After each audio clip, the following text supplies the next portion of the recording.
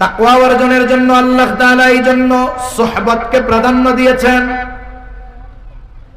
আমাদের একটা পরিভাষা আছে, একটা প্রবাদ আছে, সৎসঙ্গ স্বর্গবাস ও সৎসঙ্গ সর্বনাশ। সৎসঙ্গের কারণে মানুষের মধ্যে ভালো গুণ আসে। আপনি যদি আতরের দোকানদারের কাছে বসেন, আতর লাগানো লাগবে না, এমনিতেই দেখবেন আপনার পোশাক আপনার গায়ের মধ্যে আতরের ঘ্রাণ হয়ে যাবে। আবার আপনি নেককার মানুষ যদি বিড়ি খাওয়া আল্লাহর বান্দার পাশে বসেন, তাহলে কি হইব? মনে করেন একজন চাচা সকালে আসতে ফজরের নামাজে, ভালো মানুষ, নামাজ শেষ করিয়া বের হইছে, চিন্তা করছে শীতের দিন দোকান থেকে এক কাপ চা খাইয়া এরপরে বাড়িতে যাই। এখন উনি চায়ের দোকানে বসছেন, চা নিছেন, উনি চা খাইতেছেন বিস্কুট দিয়া। আর সমাজে কিছু আল্লাহর বান্দা আছে চা খায় বিড়ি সিগারেট দিয়া, আছে না এরকম? দেখবেন খুব যত্ন করে ডান হাতে সিগারেটটা টানে আর বাম হাত দিয়া এক টান বিড়ি খায়, আর ওই ধুমারে চা দিয়া গিলে, আছে না এরকম? মাঝে মধ্যে দেখবেন মনের সুখে এরকম ছাড়ে, আর ডাইনে বামে কেউ থাকলে তারেও মাঝে মধ্যে ফুদিয়া মারে এরকম। এখন আমার চাচা জান তো সুন্দর মতো চাদর টাদর জ্যাকেট ট্যাকেট মাফলার গায়ে দিয়া চা খাইতেছে। এখন ওই লোক সিগারেটও খায়, ধুমাও ছাড়তেছে, ধুমাই গায়ে টায় লাগতেছে। এখন চাচা চা পান খাইয়া বাড়ি গেছে, বাড়ি গিয়া পোশাক টোশাক খুলছে। একটু পরে চাচি আইসা কয়, সি সি সি সি সি সি, আপনি তাহাজ্জুদের নামাজ পড়েন, ফজরের নামাজে আগে আগে যান, এতদিন তো বুঝি নাই ফজর পড়ে আপনি দেরি করে আসেন কেন?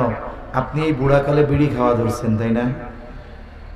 চাচা তো আকাশ থেকে পড়ছে, কয় কি আমি বিড়ি টিড়ি এইসব জীবনেও খাই নাই, এখনো খাই নাই, কোনোদিন খাই নাই। কয় না না না, আপনার জ্যাকেট, আপনার রুমাল, আপনার মাফলার, চাদর সবকিছুর থেকে বিড়ির গন্ধ আসতেছে, আর আপনি কোন যে আপনি সিগারেট খান নাই। আসলে কি চাচা সিগারেট খাইছে? এই দোষটা কেন হইল? সঙ্গর কারণে। মনে রাখতে হবে, অনেক সময় ভালো মানুষ ফেসে যায় খারাপ মানুষের সঙ্গের কারণে, অনেক সময় খারাপ মানুষ ভালো হয়ে যায় ভালো মানুষদের সাথে থাকার কারণে। চুম্বকের একটা গুণ আছে, চুম্বক লোহার চাইতে দুর্বল, মজবুত না, কিন্তু একটা গুণ আছে যে চুম্বক অন্যান্য লৌহজাত দ্রব্যকে আকর্ষণ করতে পারে, নিজের দিকে টানতে পারে। লোহার মধ্যে এই গুণ নাই। লোহা যদি এখন চুম্বকরে মায়ের দিয়ে কয়, ওই তোর ওই গুণ আমারে দে, নাইলে কিন্তু তোরে মাইরা একেবারে টুকরা টুকরা করে ফেলাবো, বলেন তো যতই ক্ষমতা দেখাক না কেন চুম্বকের গুণ লোহা অর্জন করতে পারবে?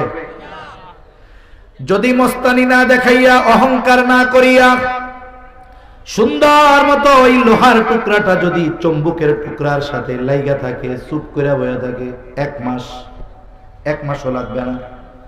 যদি কয়েকদিন লোহা চুম্বকের সাথে লেগে থাকে, ওই চুম্বকটাকে কিছুদিন পর আলাদা করবেন লোহা থেকে।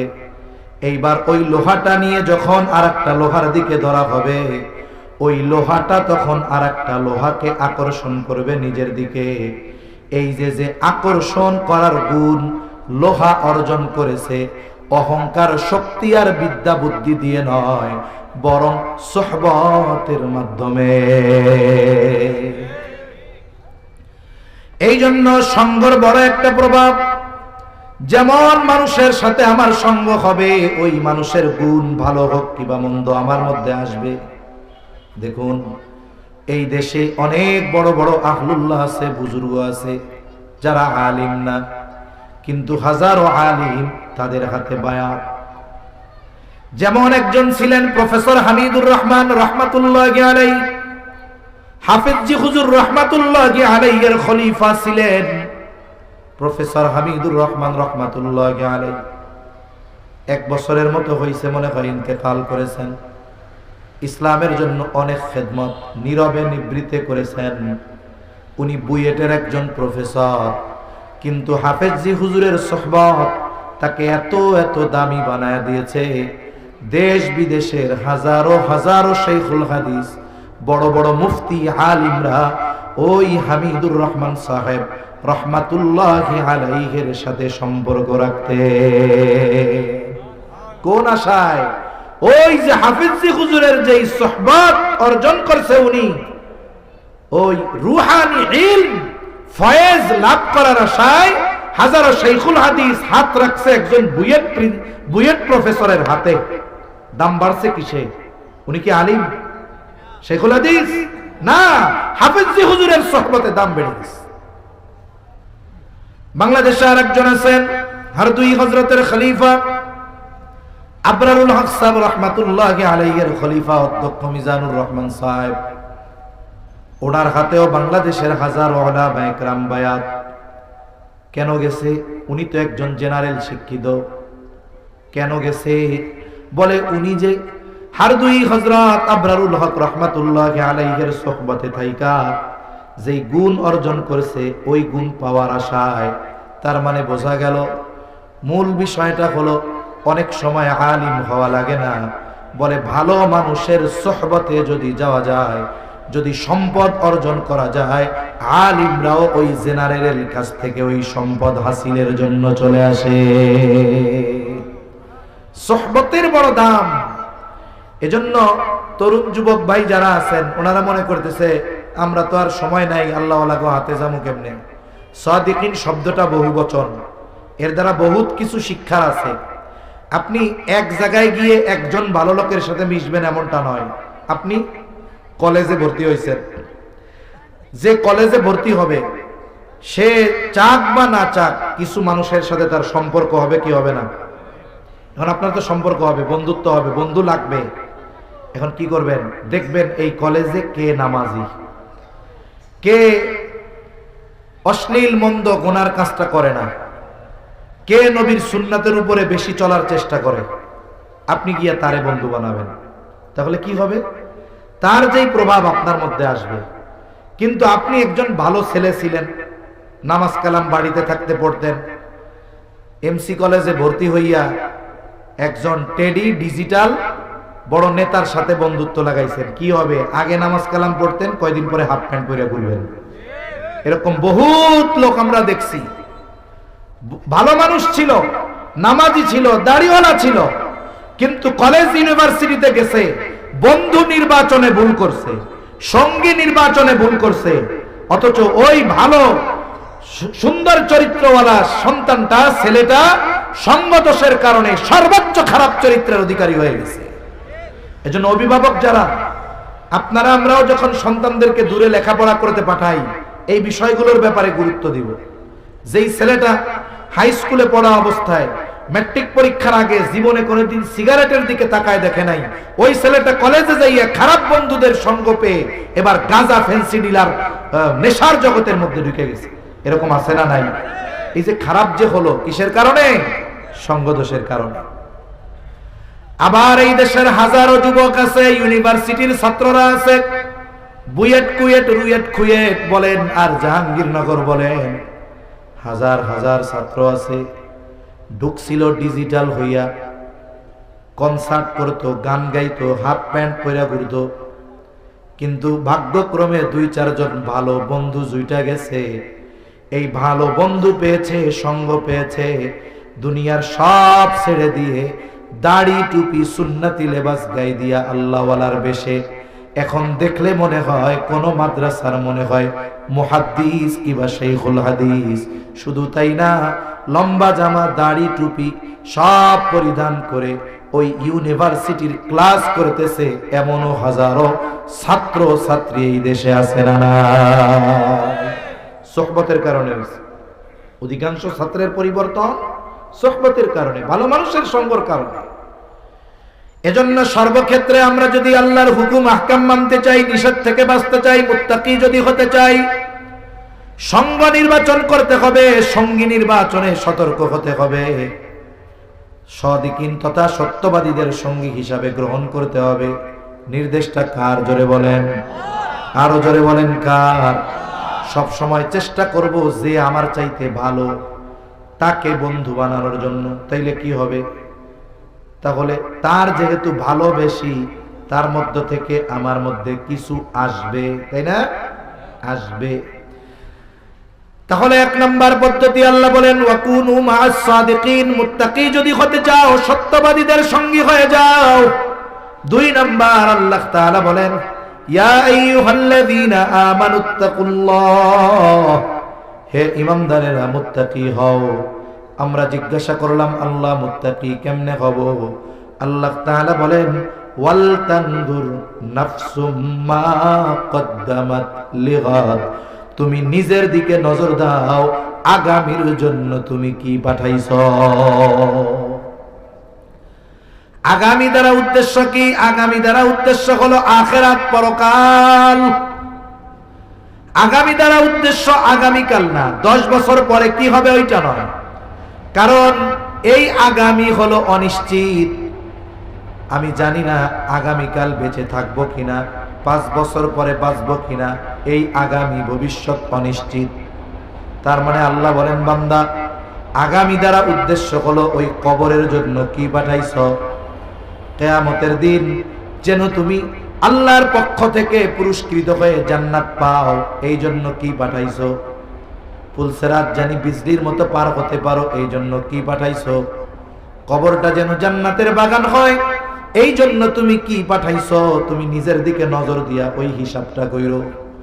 শুধু দুনিয়ার টাকা পয়সা ধন দৌলতের হিসাব করলে হবে না, বরং প্রত্যেকটি ব্যক্তিকে মুহাসাবা করা দরকার রাতের কিছু অংশে, যে আজ সারা দিনে আমি আখিরাতের জন্য কি পাঠাইলাম। আমি আপনি যদি শুধু হিসাব করি আজকে কত কামাইলাম, আজকে ব্যবসা বাণিজ্য কত হইল, এই হিসাব করলে তো দুনিয়ার একটা বিষয় হলো, কিন্তু আখিরাতের হিসাব করা দরকার। চিন্তা করা দরকার যে আমি আজকে সারাদিনে কত নেকের কাজ করলাম, আজকে সারাদিনে আমার ভালো কাজ কয়টা, আজকে সারাদিনে আমার গুনার কাজ কয়টা, এই হিসাব করার দরকার আছে না নাই? বুজুর্গানে দিন এজন্য আমাদেরকে মুহাসাবার কথা বলছে। মুহাসাবা কি? আমলের হিসাব, কর্মের হিসাব। রাতের বেলায় 5টা মিনিট সময় বিছানায় শুয়েছেন, এবার একটু হিসাব করেন যে আমি আজকে সারাদিনে কয়টা ভালো কাজ করছি, কয়টা মন্দ কাজ করছি। তাহলে আপনি একটা হিসাব বের করতে পারবেন আজকে সওয়াব বেশি না গুনাহ বেশি। এই হিসাবটা করা দরকার। যদি হিসাব প্রতিনিয়ত করি তাহলে দেখবেন আমার মধ্যে সতর্কতা আসবে, আমার মধ্যে চিন্তা আসবে, আখিরাতের ভয় আসবে। এক সময় কি হবে যে দেখা যাবে রাতের বেলা যখন শুইতেছি আমার গুনাহই নাই, আজকে গুনাহই হয় নাই, আজকে আমার সারাদিন শুধু নেকের কাজ হয়েছে। বলে হুজুর আমরা তো বনি আদম, গুনাহ না হইয়া থাকে কেমনে? বলে কবিরা গুনাহ থেকে তো বাঁচলেন সতর্কতার সাথে, এখন সগীরা গুনাহ তো বান্দার সব সময় হয়। আবার নবীজি বলেন প্রত্যেক নামাজের মাধ্যমে ওই নামাজের আগে উভয় নামাজের মধ্যবর্তী যত সগীরা গুনাহ ওই নামাজ পড়ছে তো সাথে সাথে মাফ হয়ে যায়। সুবহানাল্লাহ।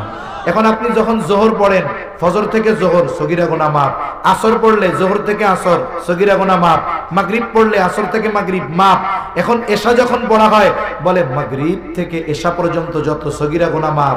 এখন আপনি এশার নামাজ পড়ে আর কিছুই করেন নাই, বাসায় এসে ঘুমায় পড়ছেন, একটা নেকের কাজ করছেন। অথবা যখন শুইতে যাবেন শুইছেন না বিসমিল্লাহ কইয়া, খট কইরা কাঠের সাথে মাথাটায় ব্যথা লাগছে। মুমিন একটা কাঁটা ফুটলেও তার গুনাহ মাফ হয়। সুবহানাল্লাহ। তার মানে বিছানায় যখন শুইছেন আজকে সারাদিনের কোনো সগীরা গুনাহ নাই। সুবহানাল্লাহ কয় না? আমি যদি মুহাসাবা করি তাহলে আমার জীবনটা এমন হবে। সেজন্য হিসাব করব তো ইনশাআল্লাহ। ওই যে গুনাহ থেকে বাঁচতে পারবো, নেকের কাজ করতে পারবো। তাহলে দুইটা বিষয় জানলাম, একটা হলো সাদিকিনদের সঙ্গী হব, সুহবত নিব। যত ব্যস্ততা থাক জীবনের কিছু না কিছু সময়, দিনের অথবা সপ্তাহের কয়েকদিন কিছুটা সময় আমি একজন আল্লাহওয়ালা ভালো মানুষের কাছে যাব। সাথে সাথে আমি প্রতি রাতে আমার সারা দিনের নেক আমল আর বদ আমলের হিসাব করব। বলা যায় না এই হিসাব আমার জীবন পরিবর্তনের কারণ হতে পারে কি পারে না? পারে। তাহলে নবীজির এই নসিহতের দিকে যাই। নবীজি 3টা নসিহত করেছেন। 1 নাম্বার, ইত্তাকিল্লাহা হাইসুমা কুনতা, যেখানেই থাকো না কেন ভয় করবা কাকে? জোরে বলেন। তার মানে মুত্তাকি হও। কেমনে হব? আল্লাহ বলেন বান্দা মুত্তাকি যদি হতে চাও সত্যবাদীদের সঙ্গী হও। মুত্তাকি যদি হতে চাও তুমি আগামীর দিকে নজর দাও, তুমি কি প্রেরণ করেছো। আর বুজুর্গানে দিন বলেন এটা হবে মুহাসাবা, হিসাবের মাধ্যমে। এই দুইটা বিষয় যদি যথাযথভাবে আমরা পালন করি, আশা করা যায় আমরা শুধু মুমিন থাকবো না, আমরা প্রকৃত মুত্তাকি হয়ে যাব। আর বলেন যে প্রকৃত মুত্তাকি, যেই ইমানদার, সে কি আল্লাহর হক নষ্ট করবে? আল্লাহর হক কি? তারই ইবাদত করতে হবে, তার সাথে শিরিক করা যাবে না। এখন যেই ব্যক্তি, যেই ইমানদার পরিপূর্ণ মুত্তাকি, সে কি আল্লাহ ছাড়া অন্য কারো ইবাদত করবে? জীবন চলে যাবে তাও তো করবে না। আল্লাহর সাথে শিরিক করবে? করবে না। তার মানে মুত্তাকি ব্যক্তি পরিপূর্ণভাবে কার হক আদায় করে? আল্লাহর হক। এবার দ্বিতীয়টা, নিজের হকের কথা। ওয়াতবি'is সাইয়্যাতাল হাসানাতা তামহুহা, তোমার দ্বারা যদি কখনো মন্দ কাজ হয়ে যায়, তুমি নেকের কাজ করবা। মানুষ, আমাদের দ্বারা পাপ হতেই পারে, মন্দ কাজ হতেই পারে। নবীজি বলেন কুল্লু বানি আদম খাত্তাউন ওয়া খায়রুল খাত্তাইনাত তাওয়াবুন, প্রত্যেকটি বনি আদম পাপী, তবে নবী রাসূলগণ ছাড়া। আহলুস সুন্নাত ওয়াল জামাআতের আকীদা কি? সব নবী রাসূলগণ মাসুম, কোন নবীর কোনো পাপ হয় নাই। আর ভুল হওয়া এটা পাপ নয়। আদম আলাইহিস সালাম গন্ধম ফল খাইছেন ভুলে। এই যে রোজার মাস আসতেছে, আজকে শাবানের 1 তারিখ, রোজার মাসে একজন আল্লাহর বান্দা যদি রোজা রাইখা ভুল কইরা পেট ভইরা খায়, রোজা ভাঙবে? জোরে কয় না ভাঙবে। কিন্তু মনে পড়ার পরে যদি 1 লোকমা খায়, শেষ।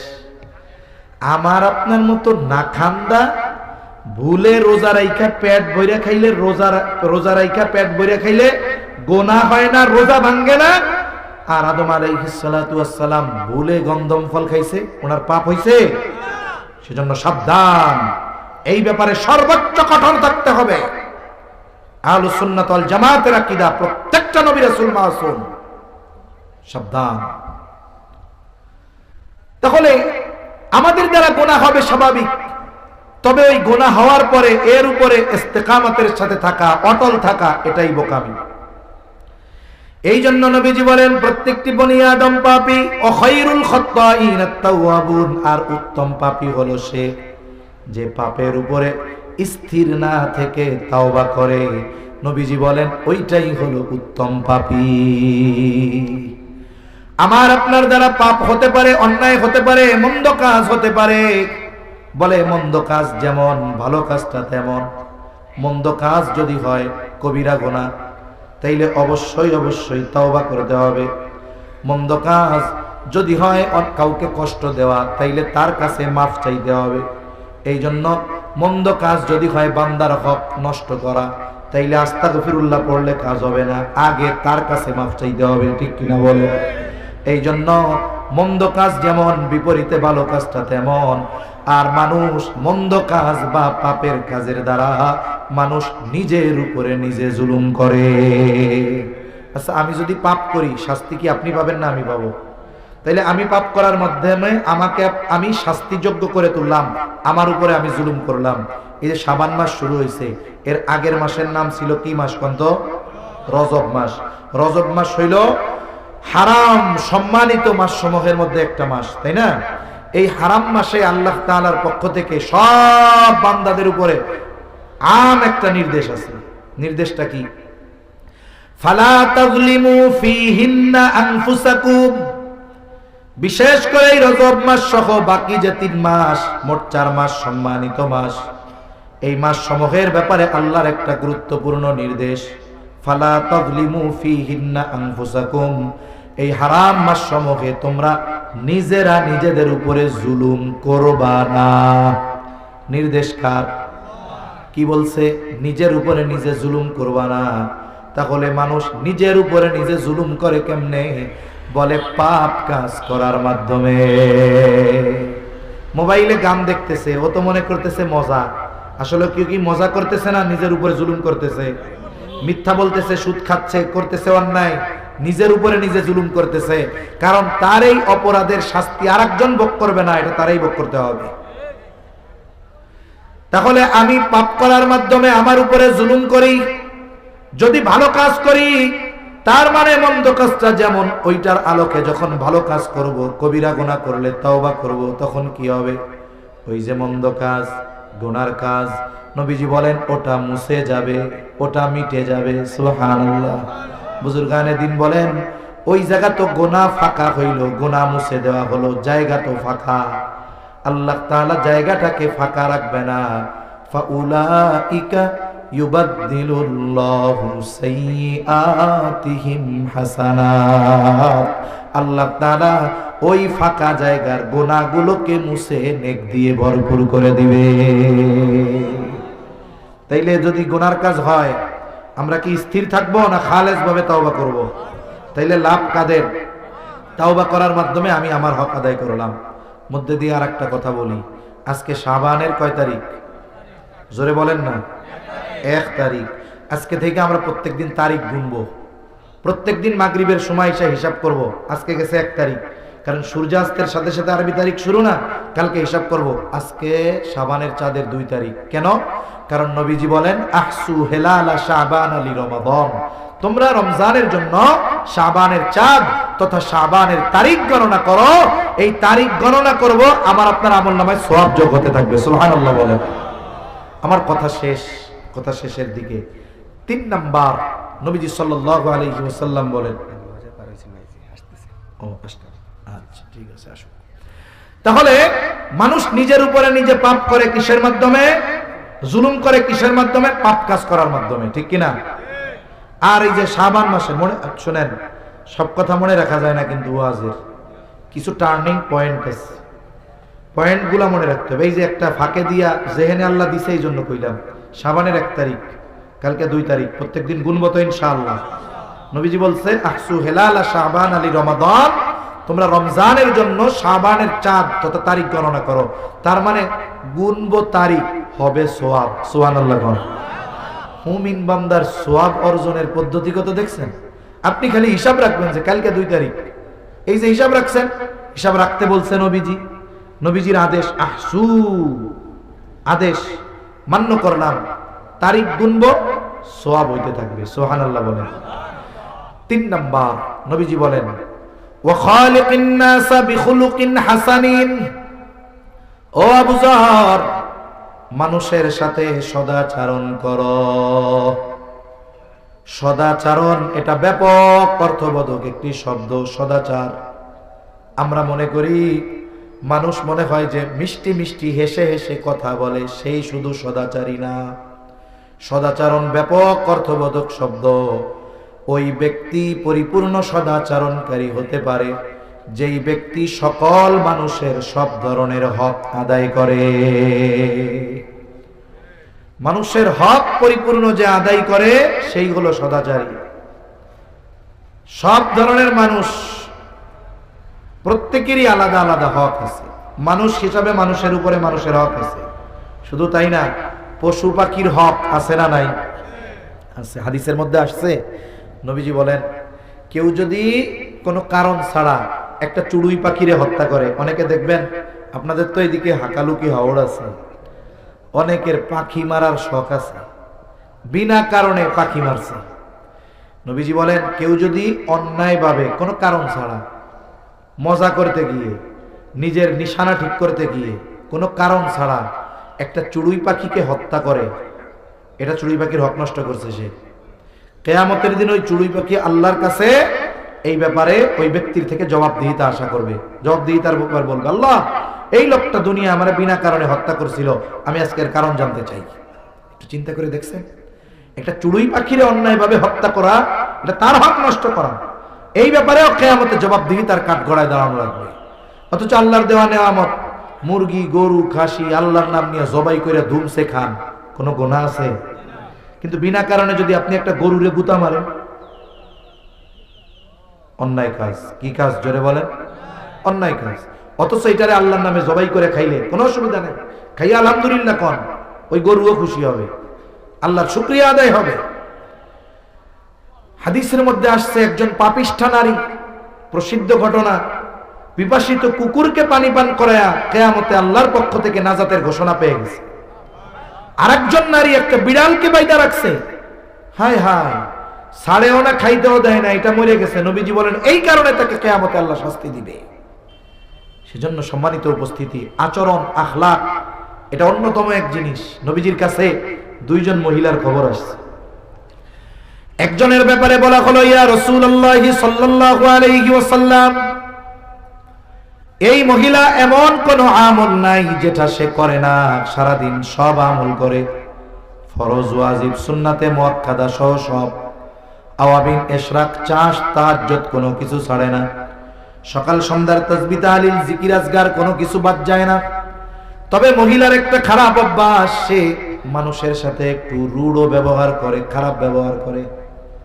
আর একজন মহিলা সে যা না করলেই নয় এর বেশি করে না। তার মানে কি, সারা দিনে ফরজ ওয়াজিব সুন্নাতে মুআক্কাদা এর বেশি কিছু করে না। না আছে কোনো নফল নামাজ, না আছে জিকির আজগার, তাসবিহ তাহলিল কোরআন তিলাওয়াত, কিছুই তার নাই। তবে ওই মহিলা মানুষের সাথে ভালো আচরণ করে। এই দুইজনের মধ্যে কে উত্তম?